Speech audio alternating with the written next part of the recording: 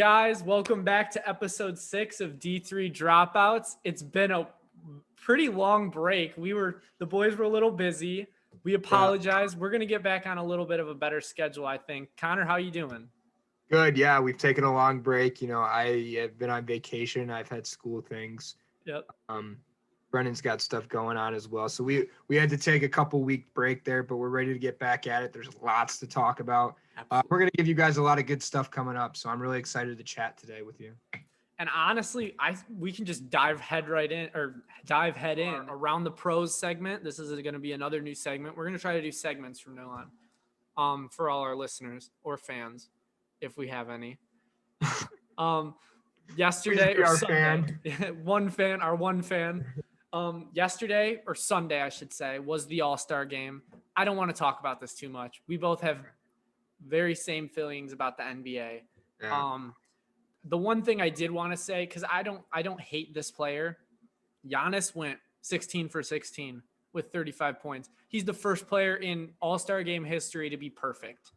Yeah, I know. Like, I can get into a rant about how they the Pro Bowl nobody watches. The NHL, really, the skills comp is all they watch. The actual game is no. And honestly, the MLB is really the only one that is worth the watch. And the All-Star game is they don't play any defense. They let you take. But 16 shots. Granted, I didn't watch, so I'm just assuming most of them are layups. Yeah. 16 for 16. That's a lot of shots to make in a row. So yeah. I couldn't do that wide open shooting layups probably. But I totally agree with you, by the way, that they don't really try. It's more for showboaty, cool alley-oops and stuff like that.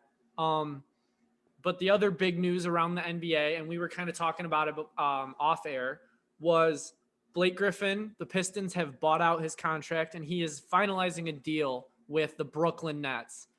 And, it's going to be Griffin, Harden, Irving, and Durant. Now, granted, he will be the fourth option on that team, like you were saying. But, Stephen A. Smith, who's a pretty notable basketball guy, did say that he was going to make an impact. So I just wanted to get your thoughts. What do you think? I think it's just a continuation of why I hate this league. There's no parity. There's no fun. There's realistically 3 teams that even have a chance at winning a title. The Harden goes, I want to trade. He gets traded to already a wagon. Blake Griffin goes, I want out of this team. He finds a deal with the best team in the league. Granted, I'm sure Blake Griffin is going to be taking some kind of pay cut to go and win his title. He's not the same player he was, say, 3, 4, 5 years ago when he was in his prime. He's a little older now. Yep. I don't know with already the playmakers and all elite players that they have, is he really going to make that much of a difference when he's not touching the ball nearly as much? When he's never been you could argue that Chris Paul was their first option when they were together in LA, but for most of his time in LA, I would consider him a first option. Detroit, he definitely was, as they were garbage. But how is he going to play when he's not the first, the second, nor the third? He's the fourth option for scoring on that team. Yeah. So that's a little bit of adjustment for someone who's been the guy, granted, even if it's in Detroit, for pretty much his whole the Clippers, but pretty much his whole career. Do I think now in advanced age, he's probably in his early 30s. But still, he, to your point, sorry, I didn't mean to cut you off. To your point real quick, he had a ton of hype coming out of college, and I think that's why his name is so big. He was a stud at Oklahoma, and he was, for his first couple years, he was a stud. He was in the All-Star game. He was in the dunk contest. And then I think that's where he grew to the Blake Griffin, where people are like, oh, okay, Blake Griffin. Yeah. Yeah, he's never been a guy. They were a okay playoff team. They were a first round, second round, and out team when they had Paul and him.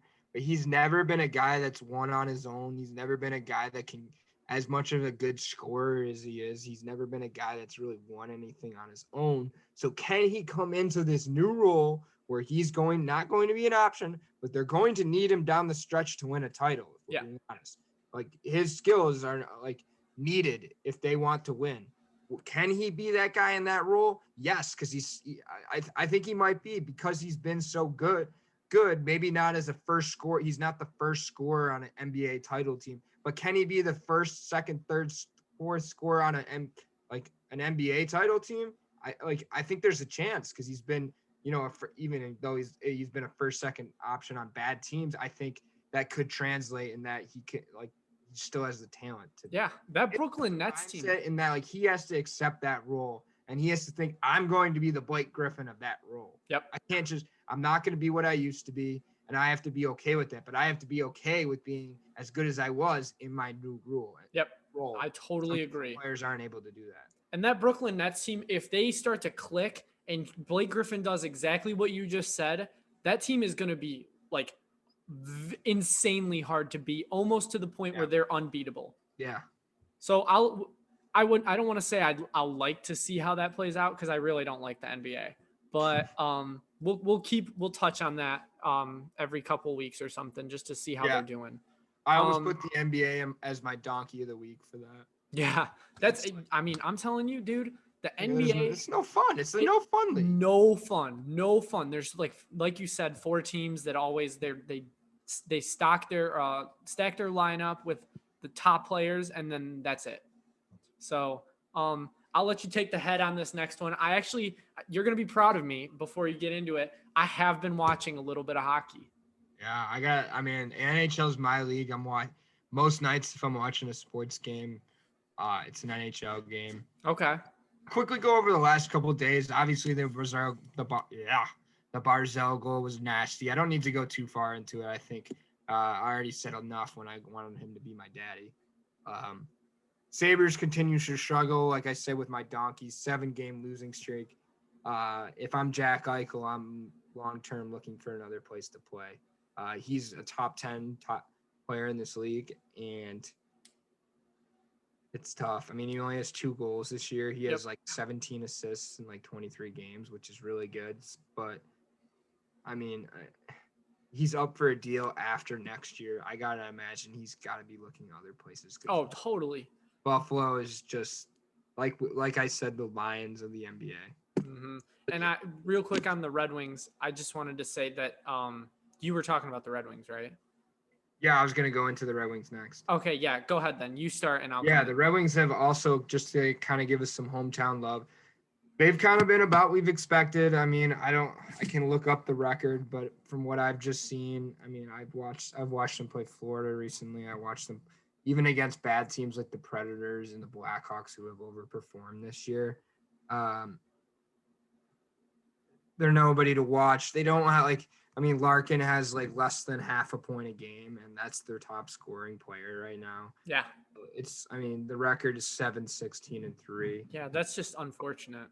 They've maybe been a little worse. I had expectations that maybe they wouldn't be necessarily the worst, but towards the bottom, but they're pretty close to the worst. Yeah. Granted, I think the Central Division is pretty strong. I think the Blackhawks are much better than people anticipated. Columbus has underperformed a little, but is still a good team. Obviously, you have the big dogs. Florida has way overperformed. Dallas hasn't really played enough games because of COVID. Yeah. Injuries. Obviously, the big dog I'm referring to is Tampa. They're the best team in the NHL, and they show that every night. Carolina's really good. So there aren't many easy nights in that division. Really, was the only team that's even close to the Red Wings level, and their own situation is they've got a lot of guys. They're kind of like the Red Wings when the Red Wings started to decline. They had a bunch of players that weren't gonna win them anything on their own, or guys past their prime that were getting paid a lot of money to do that. Yeah, they have a lot of hard contracts to move in Nashville. So I'll let you give me your Red Wings scoop. Oh, yeah. I was just gonna say I did see that Blackhawks game, and I was watching it with Ryan. And it's almost like they're not even okay, take this with a grain of salt, because what I'm about to say is from a guy who doesn't watch a lot of hockey. Sure. They don't even look like they're playing NHL hockey. No. Some games they look like a college, and I don't even know if college is but they don't look like a professional hockey team.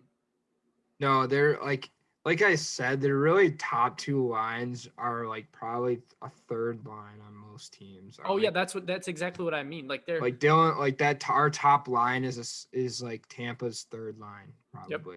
yep. And like we just don't have. We're really young. We don't have the guys. Like obviously, I like what some of the young kids have brought. Like Zadina, I'd really like Zadina's game. Shout out my roommate for turning me on to Zadina. As far as goaltending, Grice is really good, to be honest. Grice was great in New York, and that was partly because he plays for a Trotz system, and that's super defensive and super catered for a goalie to have some success. But he's been really good in Detroit. Even though the stats might not be the best, it's because he's seeing a lot of shots and a lot of scoring opportunities. And when you see that, you're going to let in goals and your stats are. But I've been pleasantly surprised that Grice has really been a good goaltender for the Red Yeah.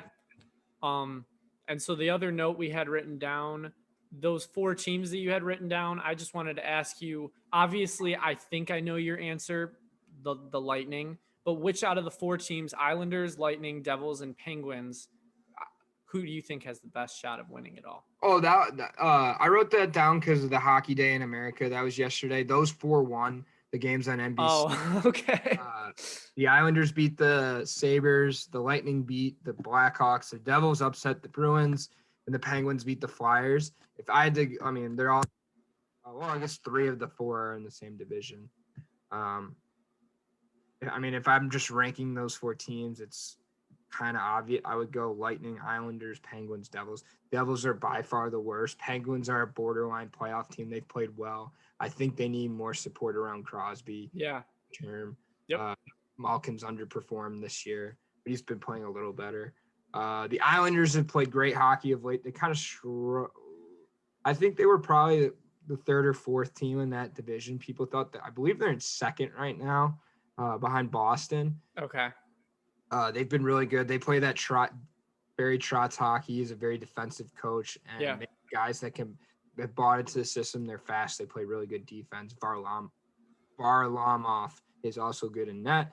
The Devils came off to a hot start, but they've kind of been the team that we've thought, and that they're the other team in the East besides the Sabres that you have to win against if you want to. Okay. And so if I'm not mistaken, I think you said they were first in their division. Boston's playing pretty good hockey right now too, right? Yeah, Boston's good. I think I didn't think Boston was going to be quite as good as they have been in the past. Yeah. But they have played up to it. They've been good. They've Flyers and the Islanders, who are two of the better teams in the division, they have no problems with. Yep. So last question for you on the NHL. Let's just say, gun to your head, you had to choose a team to give Tampa Bay a run for their money right now, based on how far we are, based on right now in the season. Who are you going with? Vegas. I'm going with Vegas Golden Knights. Okay. I think the West. I mean, the Central's not, or the Canadian division. Sorry, the North. Yeah, the North. See, I think they go back and forth for me on who's the worst division, because outside of, I mean, St. Louis is vastly underperformed, but outside of Colorado and Vegas, like nobody in the West is really that good. Okay. Colorado and Vegas have gone back and forth, and they're both contenders. Colorado has young studs at like Bo Byram and Cal McCarr, who won the Calder last year. Like stud defensemen, young guys. Along with Devontae's, who they got from the Islanders last year. I don't even have to say who they have at forward. I mean, Mikko Rantanen, Gabriel Landeskog, Nazem Kadri's been come alive of late, and of course Nate McKinnon's probably the best player in the league other than McDavid. To be honest, I like Vegas. I mean, Vegas played so well in the bubble last year. They're so deep. Marc-Andre Fleury is playing so good right now for them. And that was him being the backup to Lehner last year. So they have two good goalies. Mark Stone's been awesome. I mean, I really like Vegas. I think you could make a good case for Colorado. I think the only other team that people would say are probably Boston or Toronto is the only team in the North. But it's hard to go against a team like Toronto, who's like had the playoff struggles that they have. Yeah. All right. Well, that's good. MLB, I mean, dude, we like barely have to touch on this because it's Yeah. just so early in the season. Spring training is underway. 25 to 50% capacity I'm seeing for opening day for most teams. Like the ballpark, the states are starting to let them do that. So my question to you was, maybe we get out to a Tigers game, do some content. Yeah, if she opens up the Tigers, let's get out and watch that crappy baseball team. Absolutely. And speaking to the point that it's going to be pretty crappy, the tickets will be pretty cheap, so we won't have to spend too much money. Then thoughts on the Tigers. I'm pretty sure, don't hold me to this, but I'm almost positive they've only lost 2 games in spring training. They only played 2 games? No, they played quite a few, but they lost to the Yankees, who are playing pretty good baseball. It's spring training. It's hard, that you're playing. And then the other team, Phillies, who are playing pretty good baseball again, spring training. But with Mize and Skubal and Fulmer I think they're all at full health now. What do you think about that pitching rotation? Well, I mean, obviously that's not all of it, but I think Fulmer sucks. Okay. Potential. And obviously Casey Mize was kind of mad last year in his like rookie year. He wasn't for all of it. I think you need him to throw. You just need him to throw more MLB innings, to be honest, if you want him to be that good. And Same with all those guys, they really want him to come up around the same time, like Manning and what's the other kid's name? Skubal. Faedo, that they're my bad. Kid from Florida. Yeah. All those guys, they need to come up and they need to play. There's no one on that field that's really that much worse or better than them, that the team's not going to win, like, regardless of who you have out there. Exactly. You need to get these guys players too. Like Riley Green should be, I get that he's 19, 20 years old. He should be on that opening day roster. Okay, yeah. Understand that, like, he's played his time in the minors. Like, he's succeeded at the minor league level. So if he's succeeded at the minor league level, that means that he has developed enough to where you should give him a shot on your MLB team. Now, if I'm the Yankees and I got a guy hitting 300 in AA, AAA, single A, rookie ball, whatever, maybe not, because I've got a good team. I've got guys that are probably better than and have seen more MLB time. Yep. We have the ability to let him develop a little more at the lower levels. But why not? If you are going to be a losing team, let him get big league experience, especially at 20 years old. It's only going to help him in the long run. I think you can make the case. I know Spencer Torkelson's, Riley Green was a high school kid. Spencer Torkelson's 21, 22. He's 22, 23 now. But that kid was like a stud in college. That's what He's proven himself in the minors. I think he did, at least. Well, I don't even know if he played, to be honest. I think he played 1 season, right? Or maybe not. Well, he was drafted last year. But so then maybe not. But all I can say is, like, I actually have watched film of him hitting and of him fielding. He's a third baseman, right? Yeah. Yeah. He's a stud. He hasn't played? No. All right, my bad. But either way, I think he's ready. I don't know about you, but the only thing with him is he's a first baseman and you have Cabrera. Okay. And he hasn't played any minor league baseball, so like maybe not him, but like I don't like the idea of him sitting for another 3 years, and he's all of a sudden he's 26, and the team's still bad. Like, he have the most home runs in college, especially if he's doing well. Yeah, he had like 25 home runs in like a 45 game season. Yep. But then, do you know? I think it's Tarek Skubal. Yeah. He was the most impressive for me last year. Yeah, he was good last year. And I hope he continues, because we're going to need it. Yeah, there's not much to look forward to for this year in Detroit, at least. Yeah. To look forward to the content that we are going to be creating. Sorry. No, you're good. Sorry, I have trouble with the internet. More to come with different types of content as the weather breaks and restrictions get lifted. Yeah. So things are opening, like Texas, no more masks. Hey, that's great. Okay, yeah, this is serious though. If you have content ideas or something you would like us to see, or anything D3, or D2 or NAIA or anything like that sports wise that you'd like us, hell, even pro sports that you want us to talk about, or hopefully my voice doesn't crack anymore. I was waiting for you to say something. And contact us. on our Twitter, Instagram, or by email. The email and Twitter and all that will be linked down below, so you guys will be able to say. And then check out our website, especially. Brendan's been putting out a lot of blogs or some vlogs. Some blogs, yeah. I'll be getting more blogs now. I'm kidding. Yeah. So I'm gonna start blogging as well. Mine's gonna be more general stuff, funny stuff, serious stuff, health stuff, sports stuff, all that kind of jazz. Yep. Anything that I feel about writing about, I kind of got a brain that likes to space out sometimes. No, yeah, I totally get that. The other thing we've been talking about it a little bit. It's been in the whispers. We do have to get more of a following probably before we do this. We are going to do some merch, hopefully. I was actually thinking, Connor, we could buy like just like the cheap cotton t-shirts and kind of make our own merch, like just D3 Dropouts t-shirts. And then we could go to like different sporting events at different colleges and kind of hand them out, at least so people like are getting the brand out there. Yeah. Let us know if you want to see that. Yeah. And the only other thing I got is the viewer contest. We said we were going to do 500 subs by Easter and we would both get a buzz cut. We're going to lower that to 400 subs to make it more doable. And we will both get a fully 1-inch buzz cut around our whole head if that happens by Easter Sunday. So that's something good. But wait, there's more. Look at that hair. Yeah, look at all this hair. Look at all this lush. Both of us got luscious locks that would be. My hair is long. Yeah, your hair is very long. But the other thing is for more motivation for the next week, every subscriber we get, I will add it up. One subscriber equals 15 minutes, and I will live stream it on our Instagram and YouTube.